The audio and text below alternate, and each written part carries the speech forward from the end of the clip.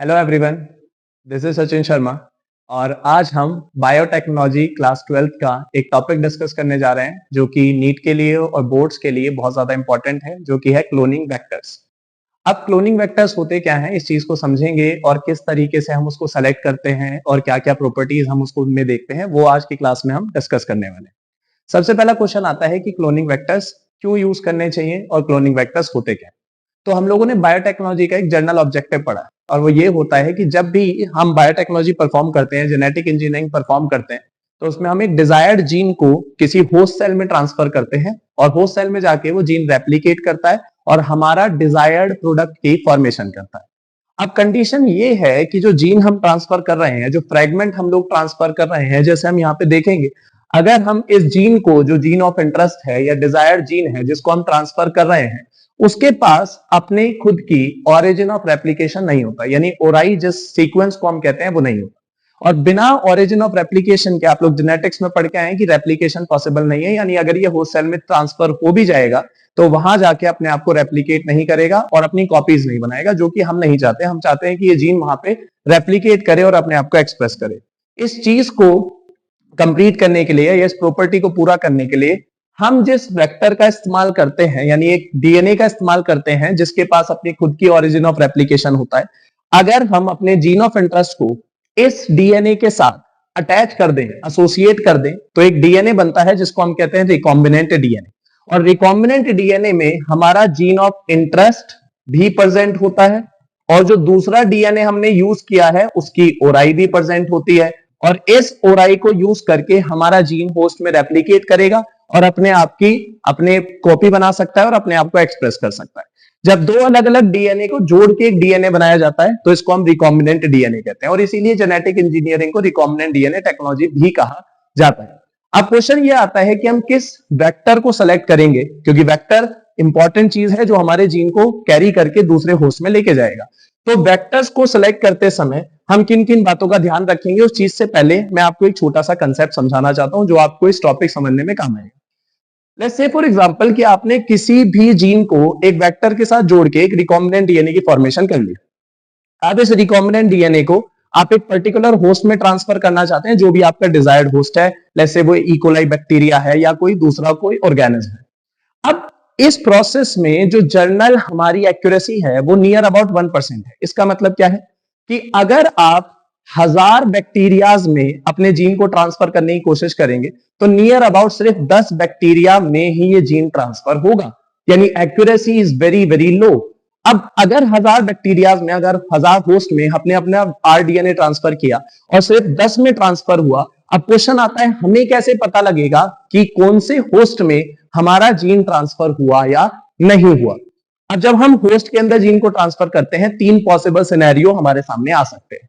Scenario number 1 हो सकता है कि कुछ ऐसे होस्ट बनेंगे जिसमें कोई डीएनए एंटर नहीं करेगा। इनको हम नॉन ट्रांसफॉर्मेंट या नॉन रिकॉम्बिनेंट के नाम से जानते हैं, क्योंकि इसमें कोई नया डीएनए एंटर नहीं किया तो इसका ट्रांसफॉर्मेशन नहीं हुआ, इसमें कोई चेंज नहीं आया, और हमारा वाला आरडीएनए एंटर नहीं किया तो हम इसे रिकॉम्बिनेंट भी नहीं कह सकते।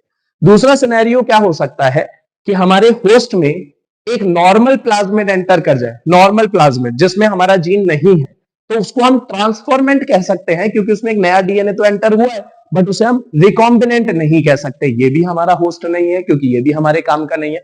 तीसरा सिनेरियो हो सकता है कि एक ऐसा होस्ट जिसमें हमारा आरडीएनए एंटर किया है, जिसमें हमारा आरडीएनए एंटर किया है वही होस्ट सिर्फ रिकॉम्बिनेंट कहला सकता है। अब क्वेश्चन है कि इतने सारे बैक्टीरियाज में से हमें कैसे पता लगेगा कि किसके अंदर रिकॉम्बिनेंट डीएनए एंटर किया है और किसके अंदर नहीं।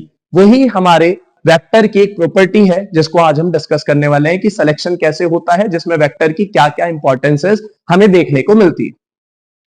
अब हम आगे चलते हैं और एक एक करके पढ़ते हैं कि किसी भी क्लोनिंग वेक्टर की क्या क्या प्रॉपर्टीज हमें देखनी है। हम जो क्लोनिंग वेक्टर यूज करते हैं बच्चे, वो जनरली प्लाज्मिड होता है। Plasmid double stranded circular DNA होता है जिसके पास अपनी खुद की ओराई है। अब प्लाज्मिड नेचुरली बैक्टीरिया में, प्रोकैरियोटिक सेल में एग्जिस्ट करते हैं, बट हम जितने भी प्लाज्मिड को वेक्टर की तरह यूज करते हैं मोस्टली वो आर्टिफिशियली बनाए गए हैं, क्योंकि हम अपने हिसाब से जो भी प्रॉपर्टीज उसमें डालना चाहते हैं हम वो आर्टिफिशियली जीन ऐड करके उसके अंदर डाल सकते हैं, ताकि हमारी हेल्प हो, सिलेक्शन में मदद मिले, हमारा अच्छी तरीके से रेप्लिकेशन हो जीन का होस्ट में, जो भी हमें करेक्टर्स चाहिए वो आर्टिफिशियली हम ऐड कर सकते हैं।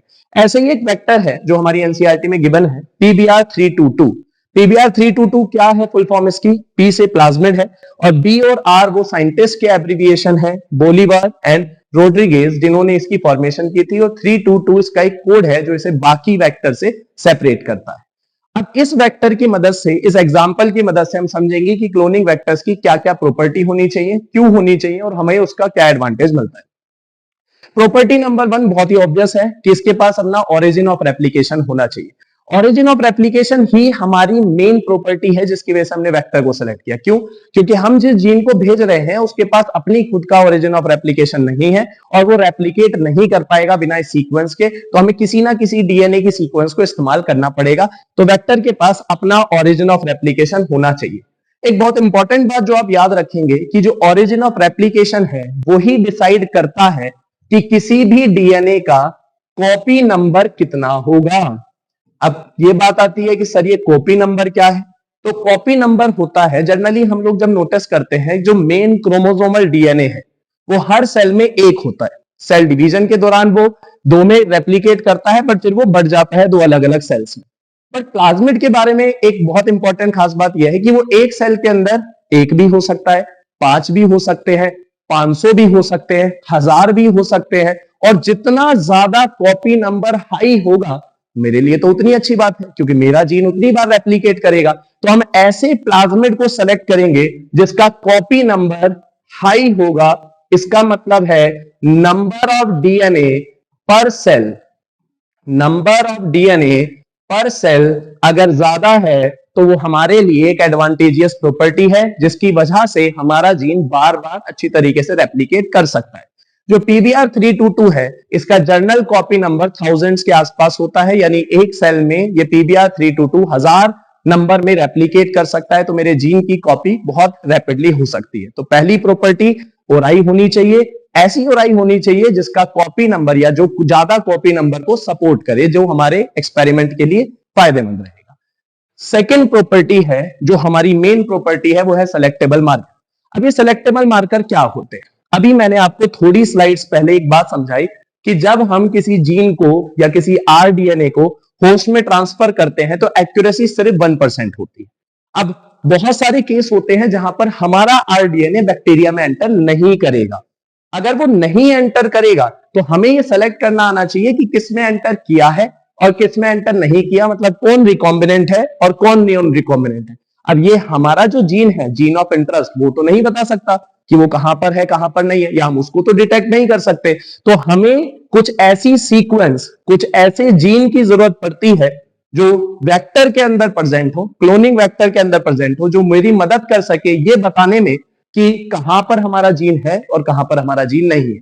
PBR322 के अंदर जो जर्नल जीन हम यूज करते हैं एज अ सेलेक्टेबल मार्कर, जो हमें ये बताते हैं कि रिकॉम्बिनेंट कौन है, नॉन रिकॉम्बिनेंट कौन है, वो होते हैं antibiotic resistance gene. Antibiotic resistance gene क्या होता है? ऐसा कोई भी जीन जिसका प्रोडक्ट यानी जिसके द्वारा बनाया गया प्रोटीन किसी एंटीबायोटिक के इफेक्ट को न्यूट्रलाइज करता हो और होस्ट को उस एंटीबायोटिक से बचाता हो। जैसे लेट्स से फॉर एग्जांपल ये जो PBR322 हम यूज कर रहे हैं, जो आर्टिफिशियली बनाया गया है, इसके पास 2 एंटीबायोटिक रेजिस्टेंस जीन है, एक एम्पिसिलिन रेजिस्टेंस जीन और एक टेट्रासाइक्लिन रेजिस्टेंस जीन। एम्पिसिलिन एक एंटीबायोटिक है, टेट्रासाइक्लिन एक एंटीबायोटिक है।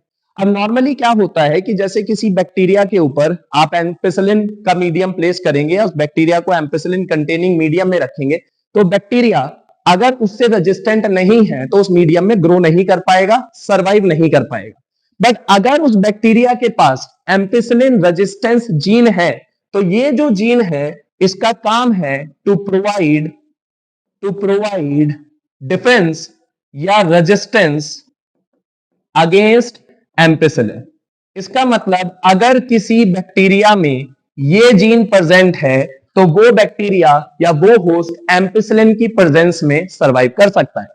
सेम अगर किसी होस्ट में टेट्रासाइक्लिन रेजिस्टेंट जीन प्रेजेंट है तो वो टेट्रासाइक्लिन की प्रेजेंस में सरवाइव कर सकता है, अगर किसी में नहीं है तो वो सरवाइव नहीं कर सकता। अब ये दो जीन जो है ये हमारी बहुत अच्छे से हेल्प कर सकते हैं ये आइडेंटिफाई करने में कि कौन आपका रिकॉम्बिनेंट है और कौन रिकॉम्बिनेंट नहीं है। कैसे करेंगे वो अभी समझते हैं, बट होपफुली आपको ये क्लियर समझ में आया है कि सेलेक्टेबल मार्कर उस जीन को कहते हैं जिसकी मदद से हम लोग रिकॉम्बिनेंट और नॉन रिकॉम्बिनेंट के बीच में डिफरेंशिएशन कर सकते हैं। ये पता लगा सकते हैं कि किस होस्ट में हमारा रिकॉम्बिनेंट डीएनए एंटर किया है और किस में नहीं किया है।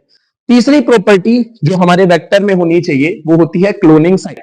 अब देखो हमने ये कहा कि हम अपने जीन को इस वेक्टर के साथ जोड़ेंगे। अब क्वेश्चन आता है कि सर कहां जोड़ेंगे? रैंडमली कहीं भी जोड़ सकते हैं, बट जोड़ते समय अगर आपको इस चैप्टर का स्टार्टिंग के थोड़े बहुत कंसेप्ट याद है तो जब हम किसी दो डीएनए को लिंक करने की बात करते हैं, जोड़ने की बात करते हैं, तो हम क्या करते हैं? उन दोनों डीएनए को रेस्ट्रिक्शन एंडोन्यूक्लियस से काटते हैं जो सेम होना चाहिए, जिसकी वजह से कॉम्प्लीमेंट्री स्टिकी एंड्स या ओवरहैंग्स बनते हैं। और जब दो डीएनए को उन दोनों डीएनए को डीएनए लाइगेज की प्रेजेंस में रखा जाता है तो वो जुड़ जाते हैं।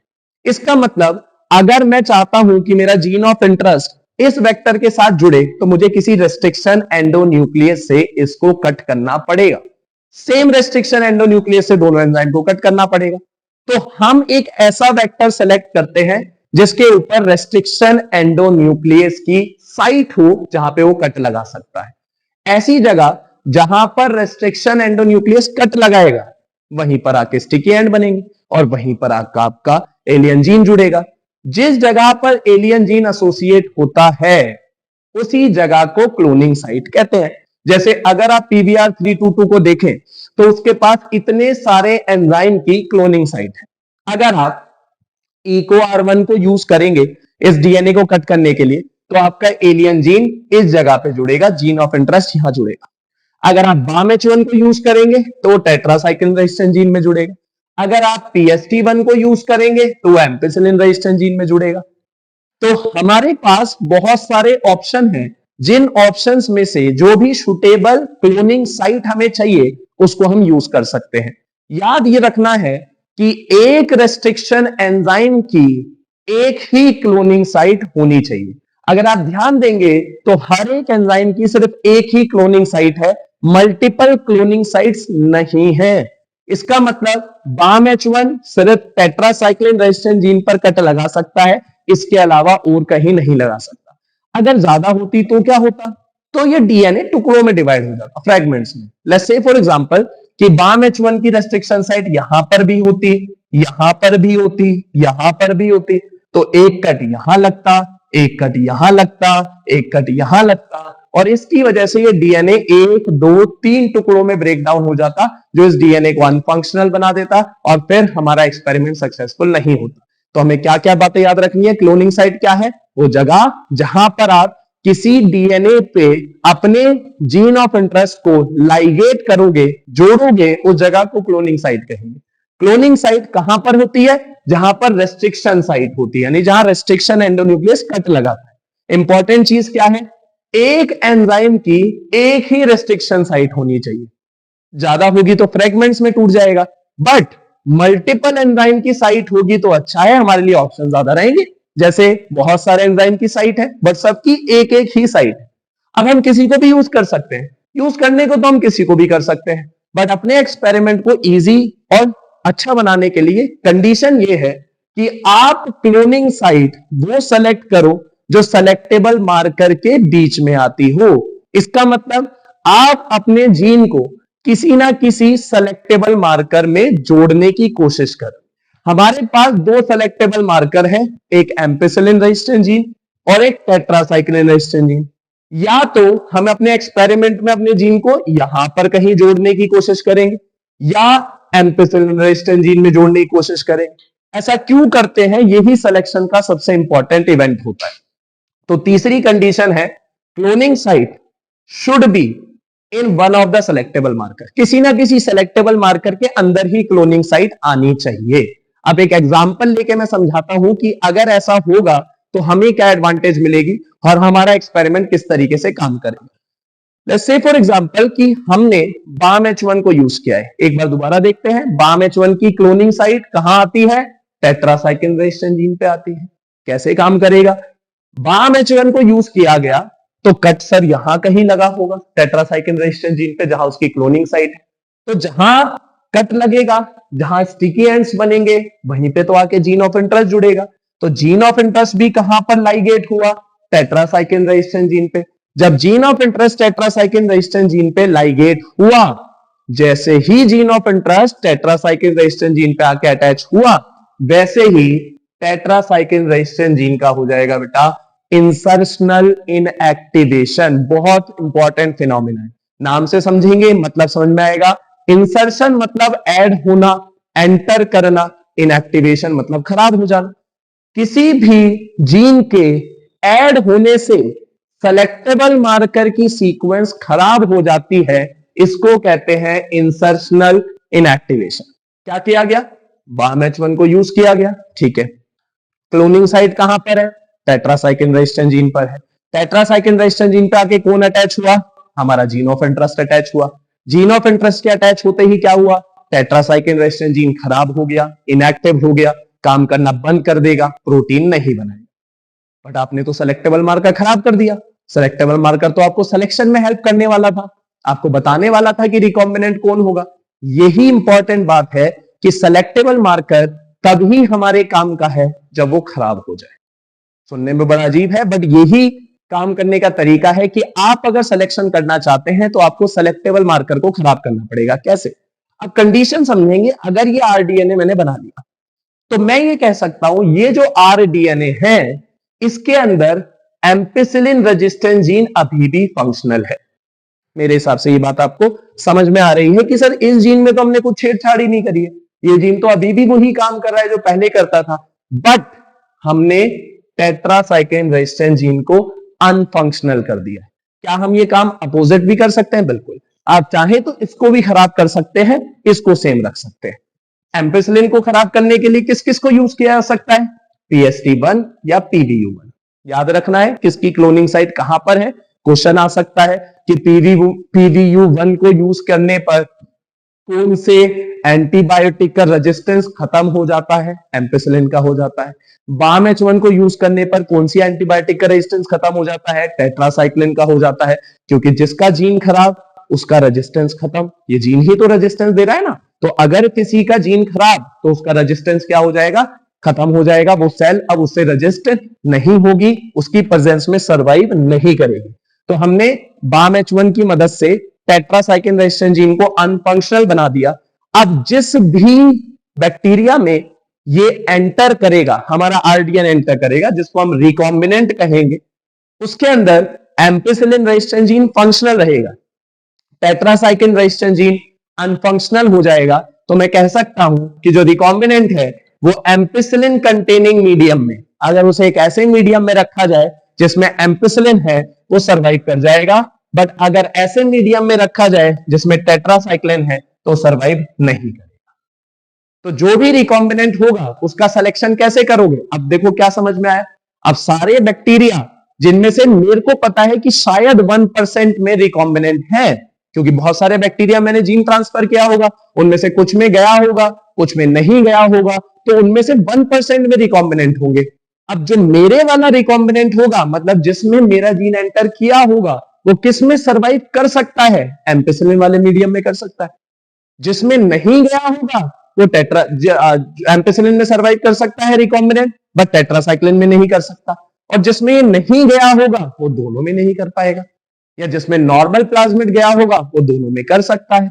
यानी अगर मैं सारे बैक्टीरियाज को, अब बड़े अच्छे से समझेंगे सिलेक्शन कैसे करते हैं। मान लो ये वो ई कोलाई की कॉलोनीज है जिसके अंदर हमने जीन ट्रांसफर करने की कोशिश करी, कुछ में एंटर किया है, कुछ में एंटर नहीं किया। जिनमें एंटर किया है वो रिकॉम्बिनेंट है। याद रखना है रिकॉम्बिनेंट एम्पिसिलिन कंटेनिंग मीडियम में सर्वाइव कर सकता है, टेट्रासाइक्लिन कंटेनिंग मीडियम में नहीं कर सकता। ये बात याद रखेंगे। तो हम क्या करेंगे, एक कॉलोनी एक कल्चर मीडियम पे प्लेट करेंगे और इसी कॉलोनी का रेप्लिका दूसरे कल्चर मीडियम में ट्रांसफर कर देंगे। इसे रेप्लिका प्लेटिंग कहते हैं। इसका मतलब अगर ये एक कॉलोनी है तो इसी कॉलोनी के कुछ मेंबर को हमने यहां ट्रांसफर कर दिया। तो ये कॉलोनी और ये कॉलोनी आइडेंटिकल टाइप्स के बैक्टीरिया की है, मतलब जो प्रॉपर्टी उन बैक्टीरिया की है वही प्रॉपर्टी इन बैक्टीरिया की है। तो ऐसे ही ये वाली और ये वाली आइडेंटिकल होगी। ये वाली और ये वाली आइडेंटिकल हो गया, सो ऑन सो। अब हम क्या करेंगे कि जो पहला वाला मीडियम है उसमें एम्पेसिलिन डाल देंगे। फिर से याद रखेंगे, जो रिकॉम्बिनेंट है वो एम्पेसिलिन में सरवाइव कर सकते हैं, टेट्रासाइक्लिन में नहीं कर सकते। हमने पहले मीडियम में क्या डाला, एम्पेसिलिन। अब मान लेते हैं कि एम्पेसिलिन की प्रेजेंस में ये मर जाता है, ये मर जाता है, ये दो कॉलोनीज सरवाइव नहीं कर पाती। बट हमें तो पता है कि हमारा जो रिकॉम्बिनेंट है वो एम्पेसिलिन कंटेनिंग मीडियम में सरवाइव कर सकता है, तो हमारा ये वाली कॉलोनीज नहीं हो सकती थी।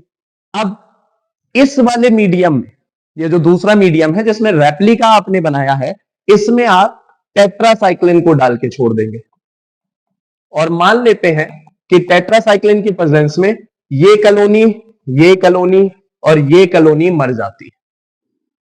देखो, ये कॉलोनी अगर बी है, सबको नेम दे देते हैं, ये colony B C D E है और ऐसे यहां पे A B C D E है, तो ये और ये कॉलोनी आइडेंटिकल है, सेम प्रॉपर्टी वाले बैक्टीरिया है। ये कॉलोनी एम्पेसिलिन में भी मर गई, टेट्रासाइक्लिन मर गई, हमारी नहीं हो सकती। ये कॉलोनी एम्पेसिलिन में नहीं मरी बट टेट्रासाइक्लिन में मर गई। इसका मतलब क्या है, सी वाला बैक्टीरिया ही रिकॉम्बिनेंट होना चाहिए, क्योंकि रिकॉम्बिनेंट बैक्टीरिया की प्रॉपर्टी थी कि एम्पेसिलिन में वो सरवाइव करेगा बट टेट्रासाइक्लिन में सरवाइव नहीं करेगा। तो इस प्रॉपर्टी के बेसिस पे आप सिलेक्शन कर सकते हैं। तो हमें क्या करना है, जो एंटीबायोटिक रेजिस्टेंट जीन हमारे पास है ना दो, उनमें से एक को खराब कर देना है। तो जो रिकॉम्बिनेंट होगा बैक्टीरिया, रिकॉम्बिनेंट बैक्टीरिया, उस बैक्टीरिया में एक एंटीबायोटिक के खिलाफ रेजिस्टेंस हो जाएगा खत्म, एक एंटीबायोटिक के खिलाफ रेजिस्टेंस रहेगा। दो रेप्लिका प्लेट बनाएंगे, दोनों पे अलग अलग एंटीबायोटिक डालेंगे और दोनों को कंपेयर करेंगे। दोनों प्लेट्स को जब कंपेयर करते हैं तो हम उस प्लेट के कंपैरिजन में जज कर पाएंगे कि जो कॉलोनी एम्पेसिलिन मीडियम में सरवाइव कर रही है बट टेट्रासाइक्लिन मीडियम में सरवाइव नहीं कर रही, वही कॉलोनी रिकॉम्बिनेंट कॉलोनी है और हमारा सिलेक्शन हो जाएगा। बाकी बैक्टीरियाज को हम ग्रो नहीं कराएंगे अपने मीडियम में, जो भी हमारा बायोरिएक्टर मीडियम होगा, क्योंकि वो हमारा जीन कंटेन नहीं कर रहा।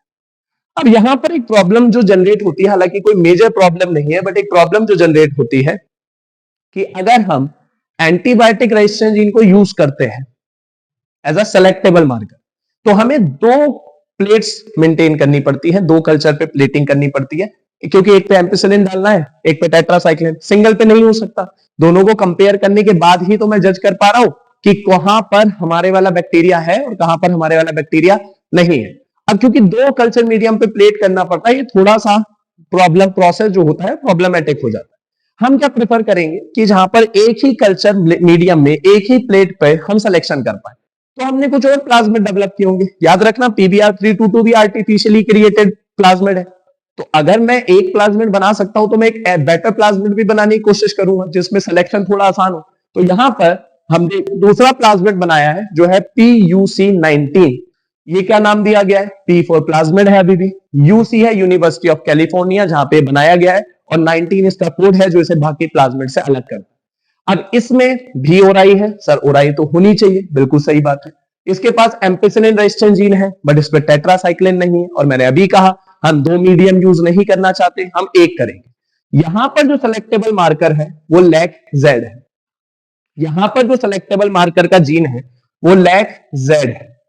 अब ये जो लैक जेड जीन है, ये जीन वही है जो आपने जेनेटिक्स में लैक ऑपरेंड में पढ़ा है। ये जो लैक जेड है, ये जीन एक प्रोटीन के लिए कोड करता है, एक प्रोटीन की फॉर्मेशन करता है, एक एंजाइम की फॉर्मेशन करता है टू बी स्पेसिफिक, जो बीटा गैलेक्टोसाइडेज नाम का एंजाइम है। ठीक है, हम इसको सेलेक्टेबल मार्कर की तरह यूज करेंगे। बीटा गैलेक्टोसाइडेज कैसे हमें हेल्प कर सकता है सिलेक्शन में, तो वही सेम फंडामेंटल प्रोसेस है, बस इस बार दो नहीं एक मीडियम में हम सिलेक्शन करने वाले। बीटा गैलेक्टोसाइडेज की एक प्रॉपर्टी है कि जब एक मीडियम मान लीजिए जिसमें एक बैक्टीरिया है, जो बैक्टीरिया बीटा गैलेक्टोसाइडेज बना रहा है, मतलब उसमें लैक जेड जीन फंक्शनल है और वो बीटा गैलेक्टोसाइडेज बना रहा है, तो उस वाले मीडियम में हम क्या नोटिस करेंगे, उस मीडियम में हम नोटिस करेंगे जब हम एक क्रोमोजेनिक सब्सटेंस डालते हैं। क्रोमोजेनिक सब्सटेंस मतलब कलर प्रोवाइड करने वाला सबस्ट्रेट डालते हैं, और अगर बीटा गैलेक्टोसाइडेज बन रहा है, अगर बन रहा है, तो तो बीटा गैलेक्टोसाइडेज इस सबस्ट्रेट को ब्रेक डाउन करेगा और जो मीडियम में कलर आएगा वो ब्लू कलर आएगा। यानी बीटा गैलेक्टोसाइडेज डायरेक्टली कलर नहीं दे रहा है, बट बीटा गैलेक्टोसाइडेज एक पर्टिकुलर सबस्ट्रेट को ब्रेक डाउन कर रहा है, जिस सबस्ट्रेट को तोड़ने के बाद जो कलर आ रहा है वो ब्लू आ रहा है। अब हम सिलेक्शन कैसे कर सकते हैं? बहुत ही सिंपल प्रोसेस है। अगेन याद क्या रखना है? Insertional inactivation. हमेशा जिस भी जीन को सेलेक्टेबल मार्कर की तरह यूज किया जा रहा है उसको इनएक्टिवेट करना है। तो यहां पर सेलेक्टेबल मार्कर कौन है? लेग-जेड है। लेग-जेड में बहुत सारे एंजाइम की क्लोनिंग साइट है, मैंने सिर्फ 2 ही के नाम लिखे हैं, बहुत सारे एंजाइम है जिससे आप कट लगा सकते हैं। अगर लेसेस BAM-H1 की भी क्लोनिंग साइट यहीं पर है, SALT2 की भी है। अगर आप मान लीजिए BAM-H1 से आपने कट लगाया और कट लगा के आपका एलियन जीन या जीन ऑफ इंटरेस्ट लेग-जेड में अटैच हो गया, तो लेग-जेड का क्या हो गया? Insertional inactivation. तो जो रिकॉम्बिनेंट कॉलोनी होगी, जो रिकॉम्बिनेंट कॉलोनी होगी, उस कॉलोनी के अंदर हम कह सकते हैं कि जो लेग-जेड है वो अनफंक्शनल है, जो लेग-जेड जीन है वो अनफंक्शनल हो चुका है। ऐसा क्यों कह रहे हैं? क्योंकि हमने उसका इंसर्शनल इनएक्टिवेशन कर दिया है, और जब लेग-जेड अनफंक्शनल हो गया है तो इसका मतलब यहां पर बीटा गैलेक्टोसाइडेज की फॉर्मेशन नहीं होगी। तो अगर आप मीडियम में सबस्ट्रेट ऐड करेंगे भी तो बीटा गैलेक्टोसाइडेज नहीं है, तो यहां पर ब्लू कलर नहीं आने वाला, क्योंकि बीटा गैलेक्टोसाइडेज ही उसे तोड़ के ब्लू कलर जनरेट कराता है। तो हमारा सिलेक्शन कैसे हो जाएगा? हम लोग कॉलोनीज को ग्रो करेंगे प्लेट पे, कल्चर प्लेट पे, और उसमें क्रोमोजेनिक सबस्ट्रेट ऐड करेंगे। जो कॉलोनी ब्लू कलर जनरेट करेगी इसका मतलब उसमें अभी भी बीटा गैलेक्टोसाइडेज बन रहा है, यानी लेग-जेड फंक्शनल है, तो मतलब वो कॉलोनी नॉन रिकॉम्बिनेंट है। बट अगर किसी कॉलोनी में ब्लू कलर नहीं बन रहा, इसका मतलब उसमें बीटा गैलेक्टोसाइडेज नहीं है, और बीटा गैलेक्टोसाइडेज नहीं है मतलब लेग-जेड क्या हो गया? अनफंक्शनल, वो ही रिकॉम्बिनेंट कॉलोनी है। ये सिलेक्शन का प्रोसीजर है, और सिलेक्शन इसलिए इंपॉर्टेंट है ताकि हम अपने आगे वाले एक्सपेरिमेंट्स के स्टेप्स में प्रोडक्टिविटी को इंक्रीज कर सके, अननेसेसरी बैक्टीरियाज या अननेसेसरी होस्ट हमारे मीडियम में प्रेजेंट ना हो, और सिर्फ वही होस्ट हो जो हमारे जीन को एक्सप्रेस कर रहे हैं। ये हमने 2 वेक्टर के तौर पे एग्जांपल समझा, और भी वेक्टर हम यूज कर सकते हैं एनिमल्स के लिए।